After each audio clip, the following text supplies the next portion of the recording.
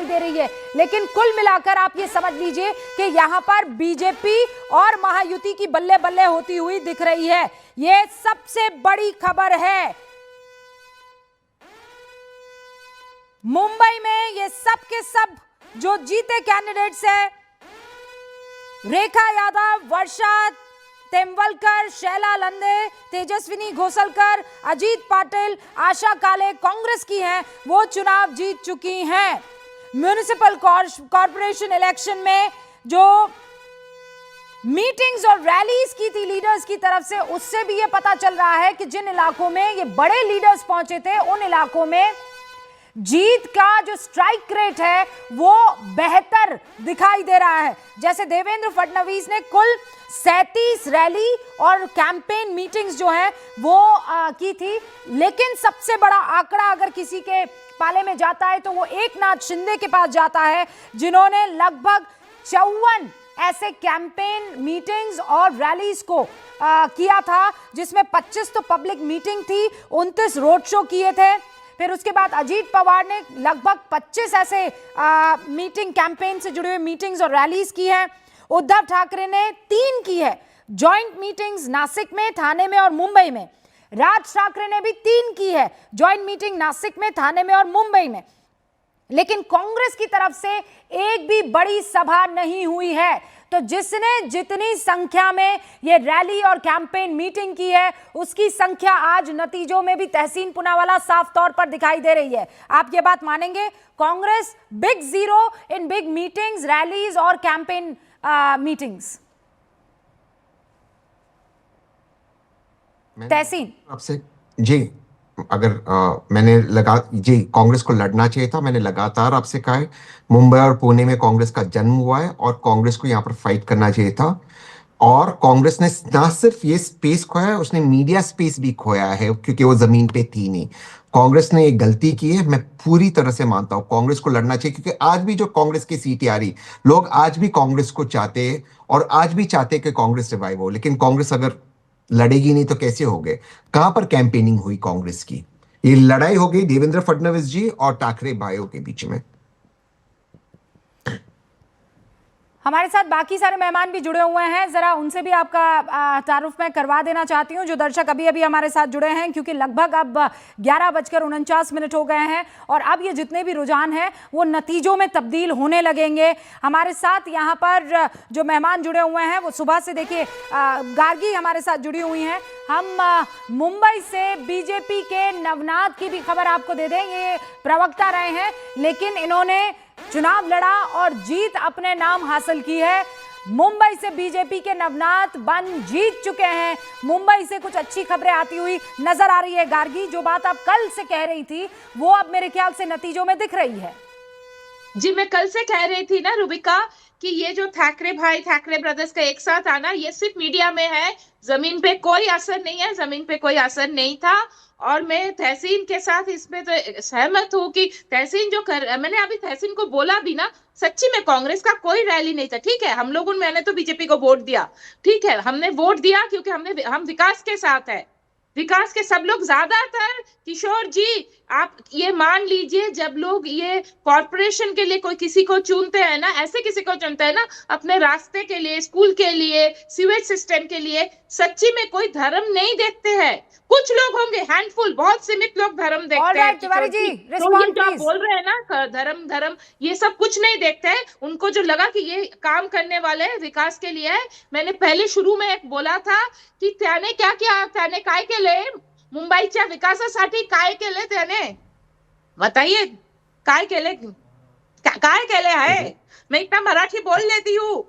कोलकाता माझी जन्मभूमी आहे, मुंबई माझी कर्मभूमी आहे, तो मराठी इतना बोल लेती हूँ।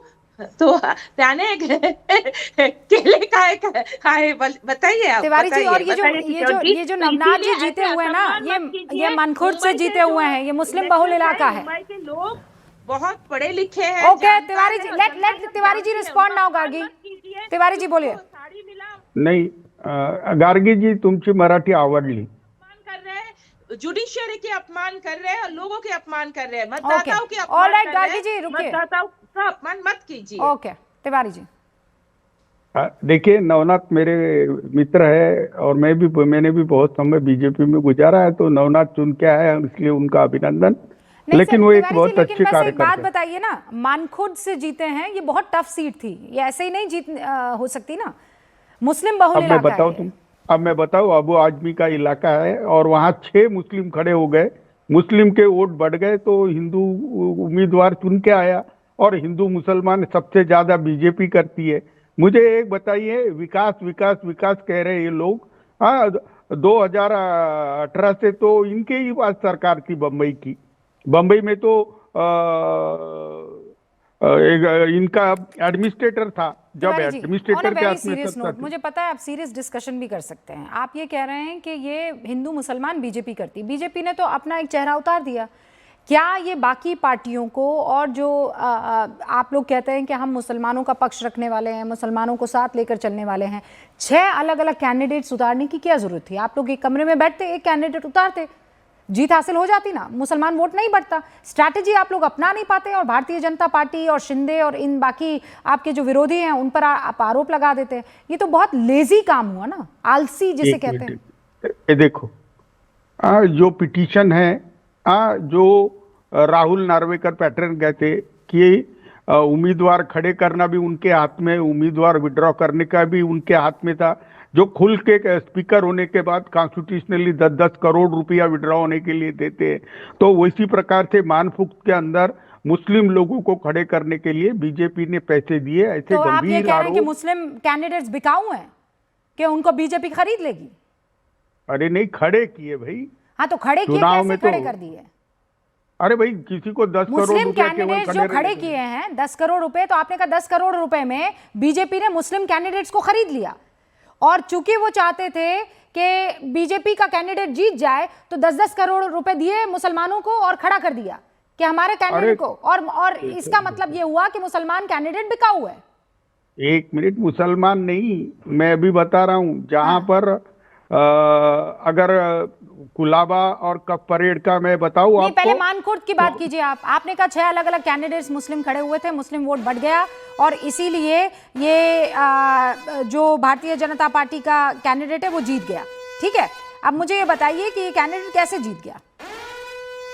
अरे भाई, ये चुनाव जो होते हैं, ये चुनाव लोकल इशू पे होते हैं, लोकल आदमी के पॉपुलैरिटी पे होते हैं।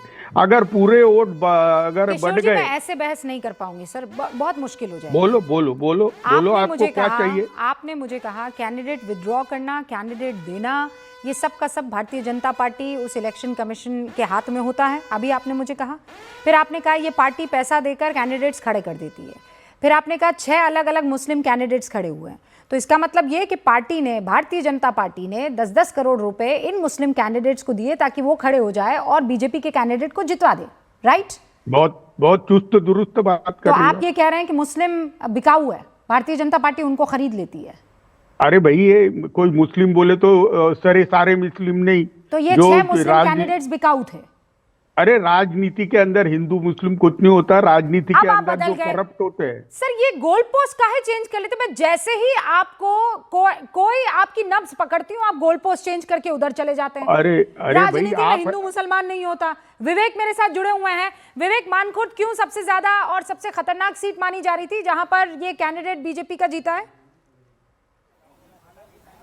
नवनाथ, बिल्कुल रूबिका, देखिए मानखुर्द ऐसी सीट थी जिसे सबसे ज्यादा चैलेंज माना जा रहा था और बीजेपी ने वहां पर पूरी ताकत झोंक दी थी, क्योंकि देखिए पूरा इलाका, जो अगर मैं कहूँ तो जो पूरा इलाका है वो मुस्लिम कम्युनिटी का इलाका है, वहां से बीजेपी कैंडिडेट को जीतना अपने आप में बड़ा चैलेंज था। नवनाथ बन जो कुछ दिन पहले राजनीति में आए हैं और उनका ये पहला चुनाव था, फर्स्ट टाइम वो चुनाव लड़ रहे हैं, फर्स्ट टाइम वो कैंडिडेट बने और फर्स्ट टाइम उन्होंने चुनाव प्रचार किया। कोई वो सीनियर लीडर नहीं है, कोई वो सालों से चुनाव लड़ते हुए आदमी नहीं है। नवनाथ बन जो है उन्होंने पहली बार चुनाव लड़ा और पहली बार उन्होंने उस इलाके में जीत हासिल की है कि जहां से बीजेपी को जीतना काफी ज्यादा लग रहा था कि बहुत मुश्किल हो सकता है, क्योंकि जो शुरुआत में पता चलता कि उनको बहुत ज्यादा मेहनत करनी पड़ेगी। लेकिन नवनाथ बन को बीजेपी के सीनियर लीडर्स ने बहुत मेहनत की और जितने बीजेपी के सीनियर लीडर्स है, नवनाथ बन के लिए जो प्रचार सेवा है, वहां पे नितेश राणे की बात करें, आशीष शेलार की बात करें, जितने बड़े नेता थे खुद वहां पे गए उस इलाके में, नवनाथ के साथ उन्होंने प्रचार किया। हाँ। अब उसका जो रिजल्ट है वो सामने आ रहा था। मुस्लिम बहुल इलाका है ना? लग रहा था कि मानखुर्द से जीतना एक